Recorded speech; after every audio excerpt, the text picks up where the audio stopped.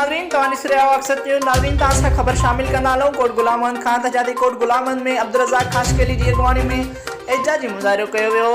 ज़िले बदीन जे ॻोठ बाबू खाशकेली जे ॻोठाणे ते SHO बदीन ऐं बासर MPA ताज मोहम्मद मल्हा संदसि भाउ सिद्दीक़ मल्हा पंहिंजी बिरादरीअ जे पुठि बराई करे खाशकेली बिरादरीअ ते कूड़ी FIR दाख़िल कराए रहियो आहे ऐं 16 एकड़ टमाटे जो बीठल फसल बि विकिणी खाई विया। विकिरो कंदड़ सफ़दर मल्हा बसर मल्हा अहमद मल्हा ऐं संदसि साथी खाशकेली बिरादरीअ खे धमकियूं बि ॾींदा रहंदा आहिनि। ॿिए पासे खाशकेली बिरादरी SSP बदीन IG सिंध ऐं वज़ीर आला सिंध आला अख़्तियारनि खां घुर्ज कई आहे त सज़ा इंसाफ़ कयो वञे। ॿी सूरत में सॼी सिंध में खाशकेली बिरादरी सरापा एहतिजाज बणिजी वेंदी। रिपोर्टर जुमन शहर हक़सत न्यूज़ कोट गुलाम अहमद।